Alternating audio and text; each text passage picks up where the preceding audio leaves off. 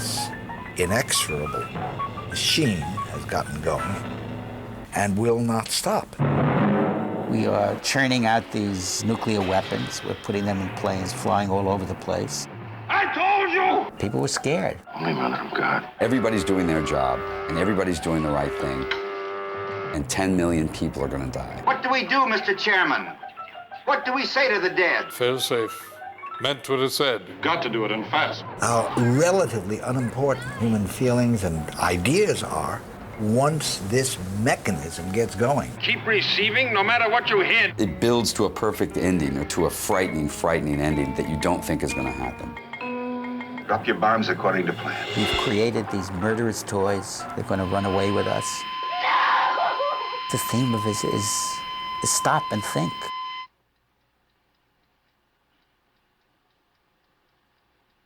'64 would have already been the generation that, the young generation, that in the 50s had been told to sit under a desk and do this. You're still doing duck and cover drills, which I always love that idea. Get down on your knees, put your hands over your head when the nuclear bomb hits. You'll be fine. It was a time of a great deal of fear and agitation about the bomb. 7. Johnson, when he ran for the presidency in '64, locked it up with that unbelievable commercial. 10, 9, 8, 7, 6, 5, 4, 3, 2, 1, 0. These are the stakes. To make a world in which all of God's children can live, or to go into the dark. We must either love each other or we must die.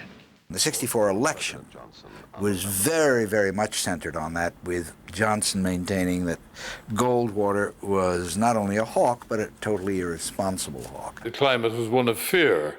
And I must say my own impression as an Irishman coming over here from Ireland was that the Americans seemed to be a very scared crowd. You're a traitor. You're worse than anybody. I think Americans dealt with that threat of war the way Americans deal with those things. Well, I said, first of all, you look for somebody to blame. You look for an enemy. The Russian aim is to dominate the world. They think that communism must succeed eventually if the Soviet Union is left reasonably intact.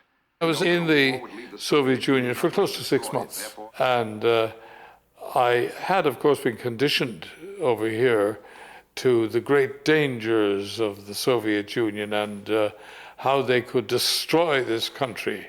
And after 2 months there, I saw that the whole thing was a lie. Do you believe that communism is not our mortal enemy? The McCarthy period was very much an adjunct of the Cold War. While I was writing television, the blacklist happened, so I was blacklisted from 1950 to '58. The only options available to a blacklisted writer was to write under a pseudonym, assuming you could find a producer who would cooperate on that. I was very lucky in knowing Sidney and Charlie Russell. Neither of them was blacklisted, but if it had been known that they were hiring blacklisted people like myself, they would have been blacklisted. And they took a big risk doing that. And they were very courageous. I remember being at a Giants football game. Somebody I was with say, hey, there's this book coming out that I heard about. The book attracted a lot of attention and struck some kind of nerve, and I think that made it possible. I did feel that this was a good time to make this movie, and it also was a good time for it to be received well. The Cuban Missile Crisis was, I believe, '62. So God knows that was a revival of it all. There was debate. I mean, there was an anti-war movement. There was an anti-bomb movement. I think the timing was right for Fail-Safe to be made. I was approached by a man named Max Youngstein, who was the producer of it, and Sidney was going to direct. Max Youngstein was wonderfully brave, very compassionate. You kept wondering, how did he ever wind up in movies? Very politically committed, of the left. His field had always been in marketing and publicity, and I think he sensed that this was a very commercial project.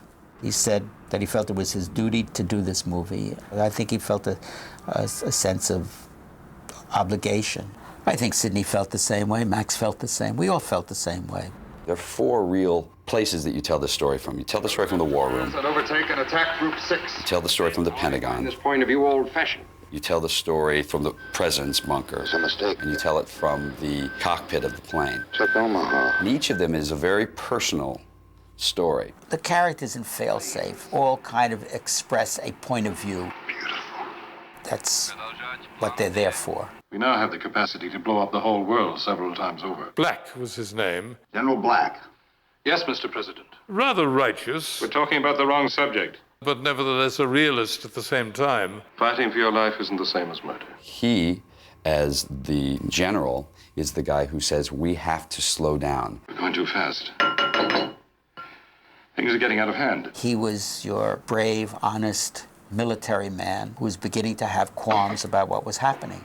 You know what you're saying. He questions. He's questioning himself. He's questioning what's happening. What gives us the right to live then? What makes us worth surviving, Groteshella, that we are ruthless enough to strike first? Yes!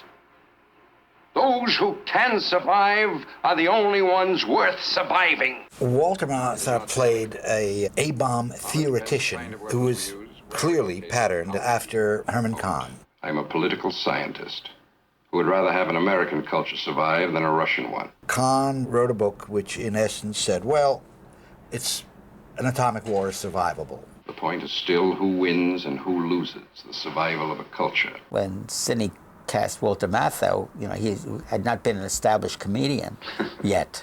Peculiar reversal. Press would be interested.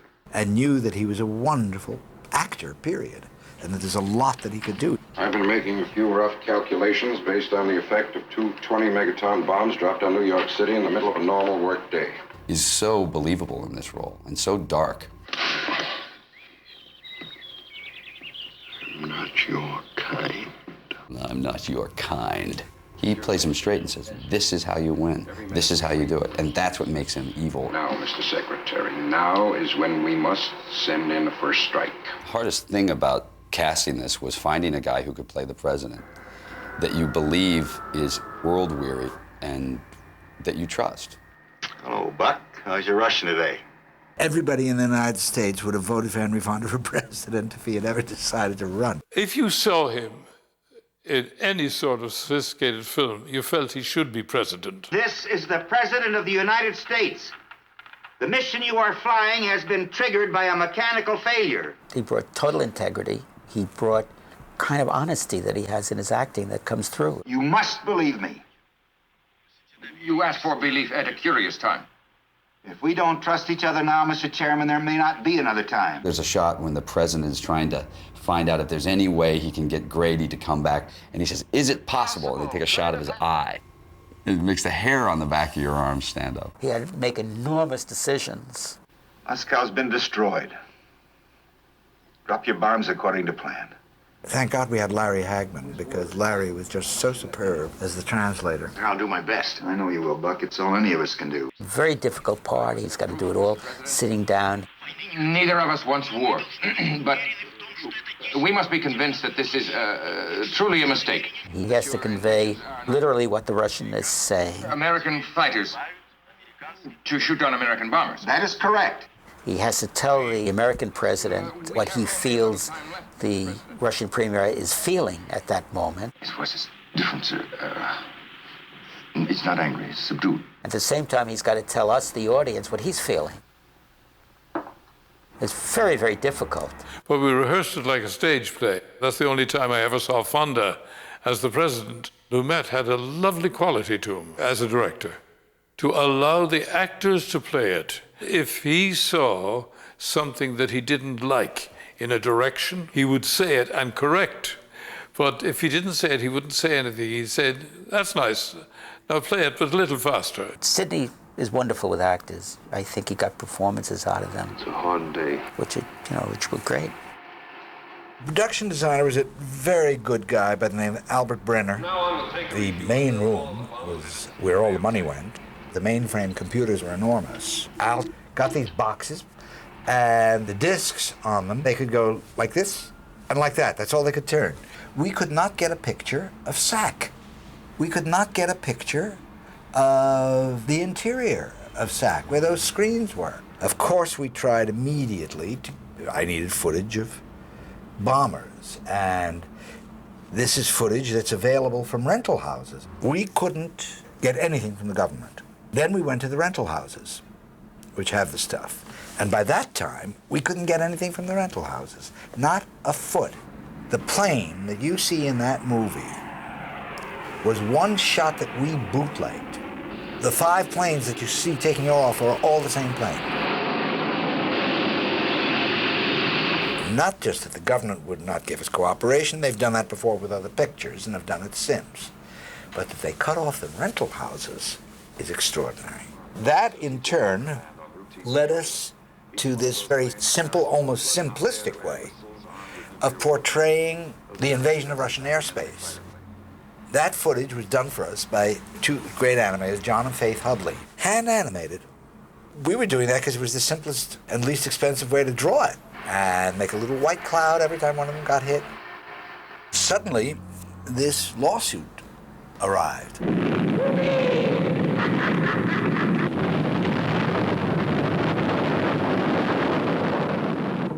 Stanley Kubrick. He was working on Dr. Strangelove, which had been taken from a book called Red Alert. And the authors of Red Alert, Stanley and Columbia Pictures, sued the authors of Failsafe, who were 2 professors, on a plagiarism basis. I remember Max at some kind of a press conference saying, "You can't tell me that 2 professors would be guilty of plagiarism." They treated it satirically.